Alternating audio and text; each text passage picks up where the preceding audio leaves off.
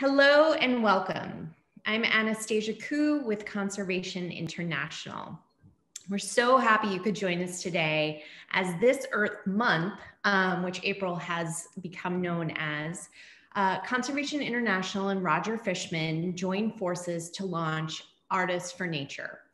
This is a unique series bringing together musical talent from around the world alongside stunning cinematography to create anthems for nature. Today, I'm honored to be together with Roger Fishman and two members of Portugal the Man, Eric Hawk and Zach Carruthers. Portugal the Man is a longtime friend of Conservation International, and we're so happy to have them back to celebrate Earth Day and Earth Month again with us this year. Welcome. So, Roger, can I start with you? Please. I think audio, I'm not sure I can hear you. Now you can hear me. Thank you. It wouldn't be, a pandemic without someone checking in about audio, but it's so nice to have you with us. So can you tell our audience, sort of where this idea came from and the genesis of this great collaboration? Well, absolutely. And I'm thrilled to be collaborating, obviously, with Conservation International and absolutely with all the great people from Portugal the Man. It started actually with my connection with their manager, Rich Holtzman. Rich and his son went to school where my son went as well.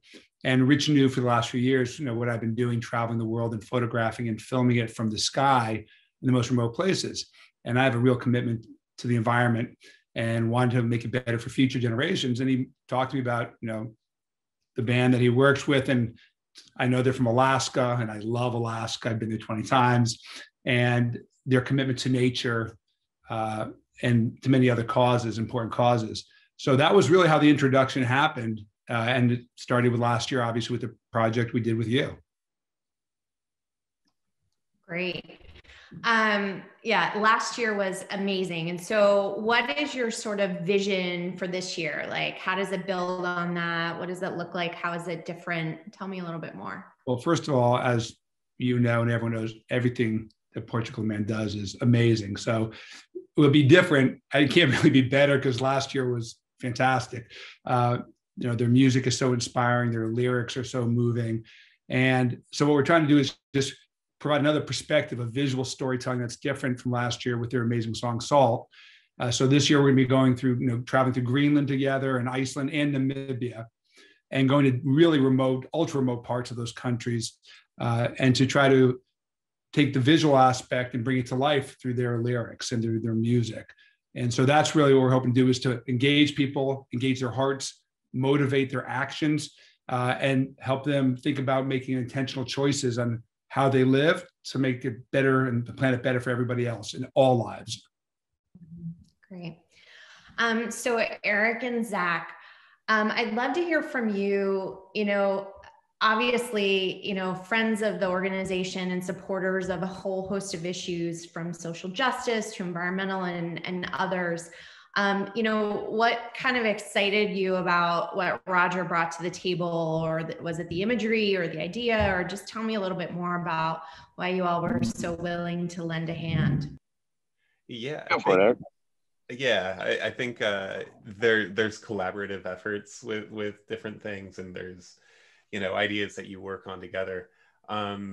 Roger just happens to come with this massive catalog of incredible, irreplaceable nature cinematography.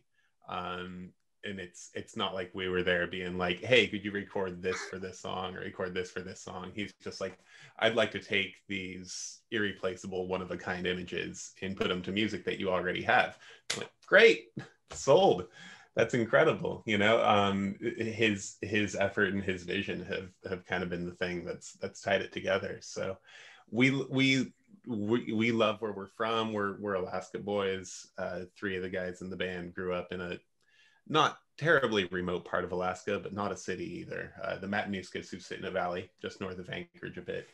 And it's a place that we've seen change so rapidly just in our lifetime, in terms of Seeing where the glaciers were on the mountains that surround the valley, and, you know, kind of being able to see the cutout in the mountains that are so familiar that you grew up looking at, and just watching it change in real time. It's startling and it's shocking. So the idea of cataloging and capturing these kind of snapshots in nature just really appealed to me. I don't know. Zach, what do you got? I'm all about just the connection, and how it just lets everybody has a connection to music. Everybody has a connection to nature and cinematography and seeing it, specifically like what you did with Created and just like bird's eye view footage. It just completely, sometimes we all just need to zoom out, man, and like really look at the big picture. And when you're on the ground there in the spots like the footage is in, you're going to have just a completely different perspective.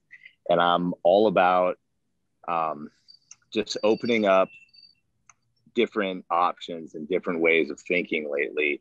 And a lot of it is just, getting your consciousness just up higher to a higher frequency, and looking down and realizing the power that you have in the effect on the environment, and to use that for good or bad. I'm all about reaching out to people, particularly the youth, about just connecting with the land. I feel like I was saying earlier, I just took a trip. I moved outside of Portland, Oregon lately. I've been living in Troutdale on a river, and I just took my first trip to LA in over a year.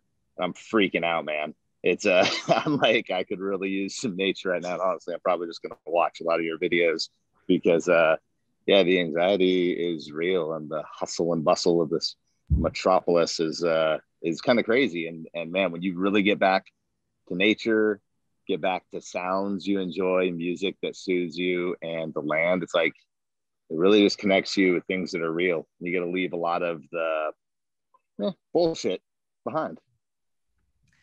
I totally agree. I mean, I have found like the visual aspect of it, just on itself, like very meditative, right? Just that perspective and that view. I mean, it is very like soothing in a way. And so, Roger, like, tell us a little bit about the footage. Like, how did you get this footage? And like, when did you get it? And like, what was that process like? Was this in the pandemic? Was this like before the pandemic? Like, tell me a little bit more about that. The answer is yes to all your questions, actually. I have the good privilege to be able to fly in a helicopter to see, as was just mentioned, our planet from looking straight down. And one of the things I love about looking straight down is I can eliminate any context or familiarity. So it takes us out of our consciousness and our awareness of, oh, I know what's going on, and it makes you feel. And my intention is to get people to feel. So by removing context, the first thing is you feel something. And then the next question is, well, what am I seeing? Because we all want to understand things. And I want people to use their imaginations. And then what I'm hoping, as they go through that feeling and that imagination prospect and process, they start to go, well, what does this mean to me? And once they understand, it's revealed what it is, which is it's our nature, it's our environment. It's actually the source of all life, that people start to think and feel and act and engage with it differently. And so, I've flown over the Denmark Sea from Iceland to Greenland several times, and then circumnavigated Greenland to get a lot of this footage. Last year, I was in Namibia, right as the crisis and the COVID crisis was happening. And then last year, I was in Greenland during it as well, where we were the only people, literally the only people flying around Greenland. So when we would land at an airport and all the airports were essentially empty, like people knew you were coming in because you're the only thing in the air. And they'd be like, what are you doing here? So to me, again, it's really bonding us with the life and energy of the environment itself, so we could have greater connection to it and have greater gratitude for it. And also, I think, reconsider how we live our lives. Because I think, he was just talking about being in Los Angeles, which is where I live. It is kind of shocking to the system.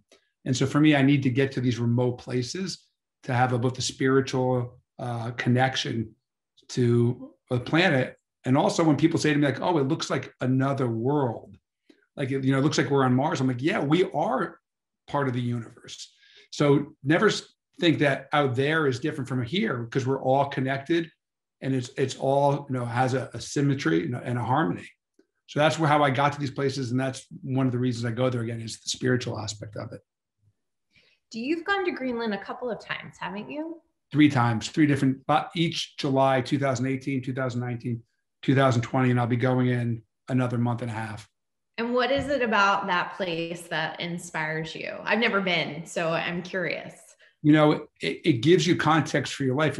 It makes you realize how unimportant you are, how truly small you are, and that the only thing that matters is how we serve each other, how we serve all life, and how we serve the environment.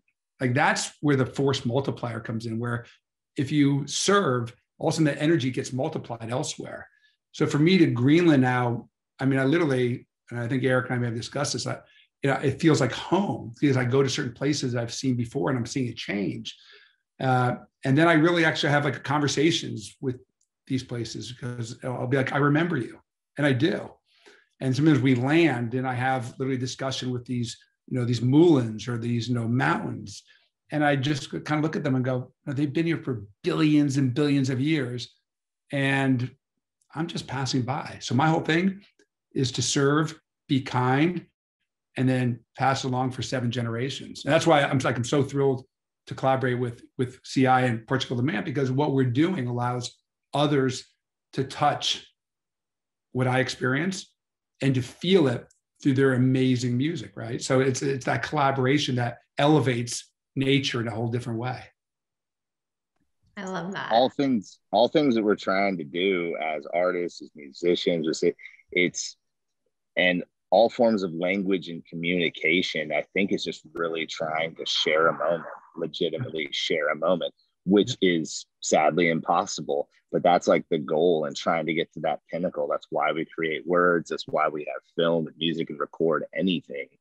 And yeah, it's sharing an experience, I guess, more than a moment, share an experience. And it's the hardest thing to do. And that's why music exists, language, religion, everything. And yeah, I just think that's really cool. Is just try to do that. And word on the 7 generations, always think ahead. I agree. I'm wondering, so we've sort of picked up on some themes about, like, I think some of the best things that have come out of the pandemic, like being reflective, being more thoughtful, connecting with nature. We're certainly seeing that. And Eric, I'm wondering if I can ask you, like any sort of like reflections that have come out from the pandemic for you, or sort of things that you've observed, or vis-a-vis like how we hope we're going to treat the environment after the pandemic, or sort of as we kind of move through it, like any reflections from you that's happened through this entire process? Yeah, I don't live as remote as Zach does, and we don't live as remote as we grew up, but I still live a good distance away from my city of Seattle, Washington. I'm about as far away from Seattle while still having a Seattle address. And those first few months, first of all, coming into the pandemic, the summer prior, the year before, was just an unbelievable fire season. And the air in Seattle was and in Portland and kind of all over the place was just unbreathable. So having this sort of dovetail of coming out of this, really difficult fire season, and seeing people kind of obey the stay-at-home orders, and seeing things kind of grind to a halt, and watching the time machine tick back a couple of years on my city, especially with air travel being clamped down. Just in my neighborhood, the coyote population came back. All the critters came roaring back. There wasn't a day that I didn't see some big raptors circling around, bald eagles. And I live in the city, and just to see that come cranking back so quickly, and to see the skies turn bright blue, and just feeling right about my home just for a bit was incredible. And then I think, things relaxed and sort of got back to normal. And the skies are murky again and the critters are kind of, you know, they're still around, but they're sheepish and shy, and it's too busy on my street. It gave me a lot of hope and a lot of optimism to just see how quickly nature was ready to rebound, and how strong that driving force is, and how it's just right there, and it's so close and it's so attainable. And we had it for a second and we lost it. But God, if I have one hope, it's that I'm not the only guy that remembers that little window of clarity, and that inspired, you know, other people everywhere to kind of be like, oh, this is what it's supposed to be like. What changed? What's different? How can we find that spot and still get on with our lives? You know, that's the thing that I think about the most. And you see the effects of it the most in places like Alaska. I'm sure places like Greenland, oh my goodness, I can't imagine. But you see it everywhere too. I'm sure LA was a beautiful oasis for a brief amount of time during the initial lockdown. And I, you know, it just seemed like it was right there, and then we had it, and then it kind of went away again. And I just love for us to be able to find that again. I love what you said about you hope that you're not the only guy that remembers that. I don't think that you are, right? I think people have really sort of had this moment of connection in a way that, and it was like such an outlet for people. I mean, being able to take a walk and see these things, or, you know, having that be like an escape valve for you, like nature really provided that in so many ways. Zach, what about you? Like any reflections on the pandemic, or what you want to keep, or, you know, like any reflections broadly? Oh, I had a ton. I definitely agree with what Eric's saying. And another spin on that is just how empowering that was, and how everyone's actions, you know, we all think that we're at the whim of this giant machine, and you got to realize that we are the machine. I mean, everybody's like, oh, the, you know, giant oil conglomerates and stuff. It's like, look what happened when everybody stopped driving. Everybody stopped spending their money on oil, and oil prices dropped. And that shows you how powerful the people are. And that was inspiring to me. And, you know, people still got to drive, people still got to do things. So it's just like, we're humans. And I think that I've realized that this binary of right and wrong, good and evil isn't real. And I don't know what is real, but just find your own balance and really listen to yourself. And, you know, we're going to do some stuff, you know, some things wrong to do things better, but really listen to yourself and your gut. And guts we trust, and like listen to that balance in yourself, and the mess you make in order to do good, and just clean up after yourself. And I've realized that, like, with all this silence and time to think, it's just everybody's taking care of the things around them in their environment, in themselves. I think mental health, while it's really difficult right now, I think a lot of people are listening to it and understanding problems. Like, everybody's got that squeaky cupboard in their house that, like, or some kind of project. They're like, God, I've been meaning to fix that for like 5 years. Now we have time. So we need to do that in ourselves. We need to do that in our systems, in our institutions. And the whole excuse of like, oh, why is this like this? Like, oh, that's how it's always been. That doesn't work anymore. That is no longer a viable excuse for me. And when people are talking about, you know, people are getting vaccinated, we're going to return back to normal. There is no normal. We get to decide the new normal. And like, that's empowering. It's scary, but like, you don't got to do things how you always did. There's a new way, and we got to figure it out. Do what you want, do what's right. Totally. Yeah. I'd love to hear from all of you, like, you know, what's kept you sane in like the past year, like as we're sort of at a 1-year anniversary, like what's kept you sane, or what's kept you energized, you know, over this time period. Sorry, was that to me? I dropped my earbud out for a minute. All of you, yeah, all three. Eric, Roger, Zach, like any, you know, as you kind of look at this year, like what's kept you sane, or like what's inspired you? Fishing. She asks what keeps us sane, and a hush falls over the room. I don't know. Yeah, fishing for me. I've been fly fishing a lot, and just being in the water. You know, you obviously don't catch a lot. The fish runs are not looking super good lately, and plenty of reasons for that. But being in the water, and that's where I shut my brain off, and my brain does a lot of things. Active rest in general.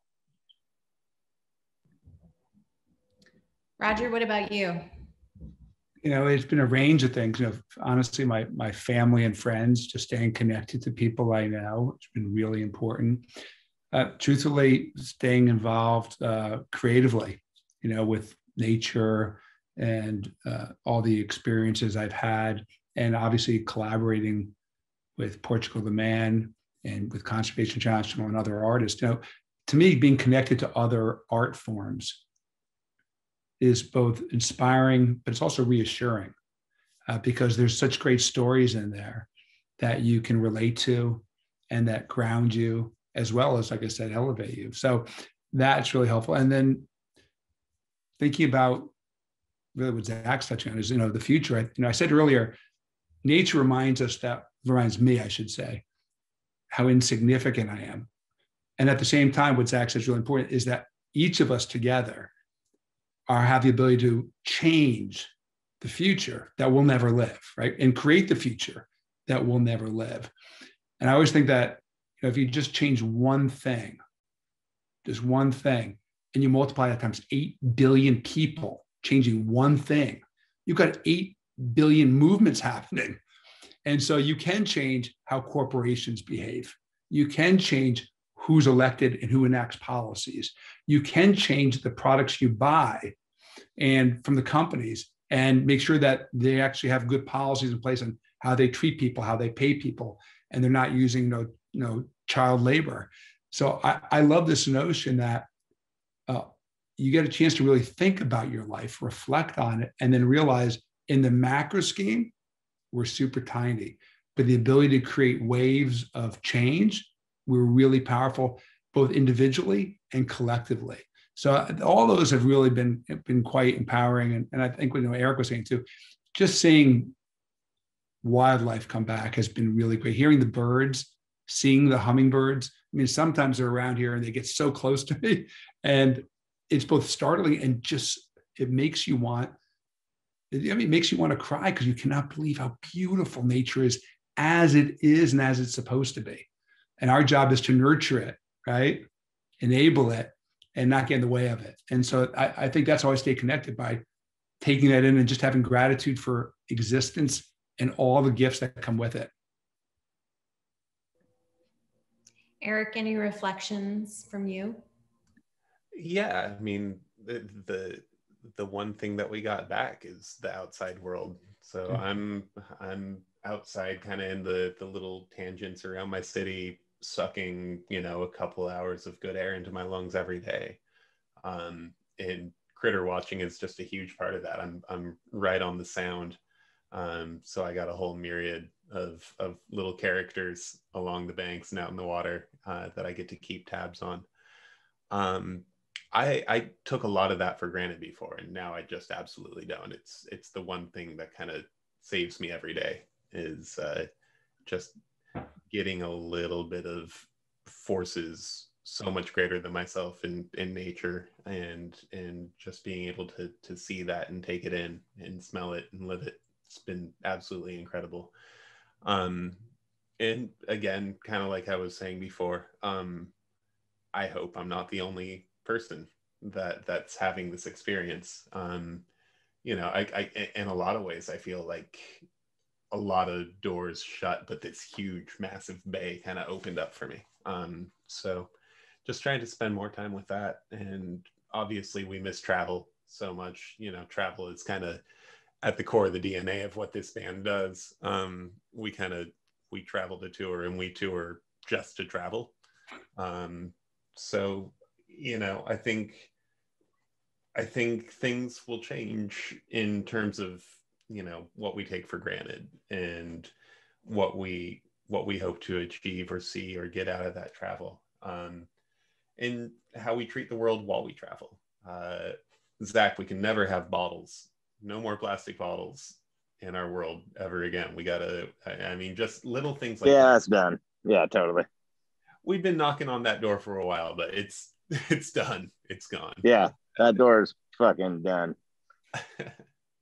But it's so exciting to just be able to have, you know, conversations like that. And that's not something that Zach and I have talked about, but yeah, absolutely, that's a given. The little changes that we can make along the way, and the little things that we're going to try and do better in the future. That's exciting stuff. Old dogs can learn new tricks. That's right. I mean, I think there's so many lessons to take forward, right? Like both as individuals and, you know, as citizens for sure. Can you share a little bit more about do you have a travel date? Do you have a tour dates in the horizon? Like what's next for the band? Yeah, we got stuff coming. We're trying to book things. There's stuff being announced. There's things that we had planned, like big shows that we had before the pandemic that we're trying to keep, and we're gonna test the waters a little bit and see how things go. And it's gonna be weird, and you know, to be responsible, we have to, you know, kind of do the right thing. And so we're still waiting to see, and you know, being iffy about it, but we're trying to get back out there and do our thing. We want to play music. I know people want to hear music, but it's going to be a whole different thing. Like I said, like the systems that used to be, I'm like, nah, like, why do we just go out and play, you know, 3 weeks in a row, no days off, traveling? We're passing by all these beautiful places and we're not going to stop and see them. Yeah, that's all done. Sorry, Rich. We're going to have to, you know, pay our crew for a lot more days off, and we're figuring out ways, and you know, we're making it work. And so we'll do things like this, like you don't have to just go out, which I have mixed feelings about too, because I kind of go out in nature to get away from social media, get away from cameras, microphones, things like that. And it's an inward struggle, or an internal struggle, that I have about also wanting to share my experience and having more people go out and do that. So once again, that's the balance of the good and evil that I'm fighting, because yeah, especially the top management and labels and all the people that lose money when we just take a day off with 20 people and tour buses and things like that. We're just like, no, we're just gonna, like, you know, go for a walk in the woods or go fish in a pond or float around a lake a little bit. They're like, yeah, well, we still got to pay all these people. And I was like, well, we got to figure out some way to work that out, because I'm all about sustainability, and it's not just for the planet, it's for yourself as well. And if we can do a thing where, we play 2 shows and the next day we stay in that city, meet some people, go out, check out the woods, learn a little something about the land, visit the indigenous culture that had been there way before we were the original stewards of the land, talk with them. I can do that forever. During the stuff that we did for the last few years before the pandemic, that's gonna kill me real quick. And so yeah, I want to do this for longer. And yeah, let's take advantage of the time we got. Yeah, finding that balance of like personal and then how we project that out, for sure. You guys also have a foundation. Can you tell us a little bit about the foundation and some of the work that you all do as part of that? Yeah.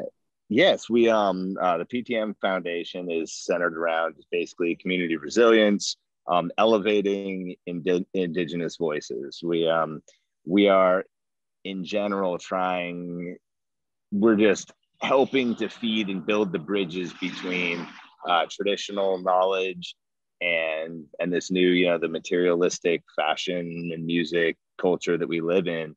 We're really finding very beautiful things in the mix, and we've just created an amazing network of like-minded people. We've made some amazing friends, have a dope advisory board, and we've always wanted to kind of help out, and not even really help out, just do things with purpose, because it's not a charity, it's just a partnership.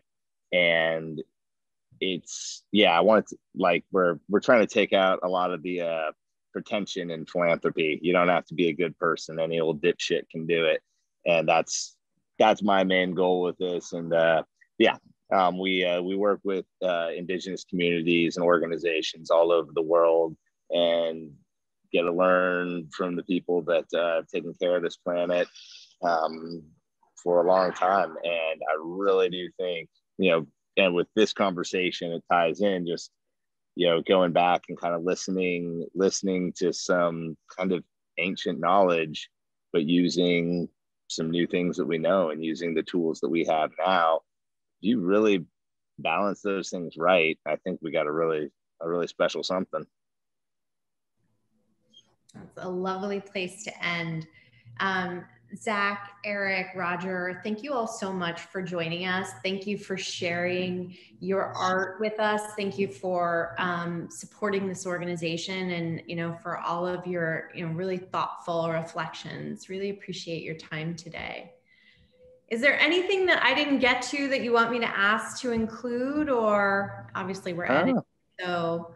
Yeah, sorry about being the one vertical guy in a horizontal world. I just got to rebel, It's a kick-ass rock and roll attitude. Apologize.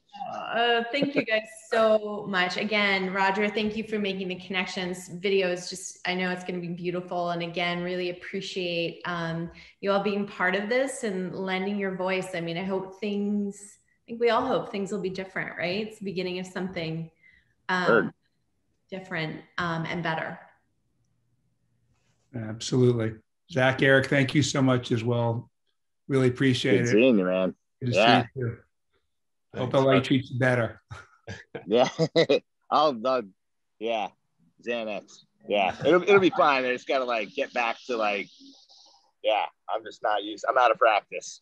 And so I gotta get people, right? It's it's intense after not having that for sure. I know. And I was already getting away of it, getting away from that kind of life, despite the pandemic. And I lived in a tent all summer, and I was just I'm remodeling a house. Yeah, I've been just chopping wood and trying to just do different things. I'm all right, wait, I got to go write with people. I got to go into studios, and we're trying to meet somebody for breakfast. I'm it's so hard. I'm people eat breakfast out. I'm you're not supposed to do that. I don't know, man. It's everything's just hard.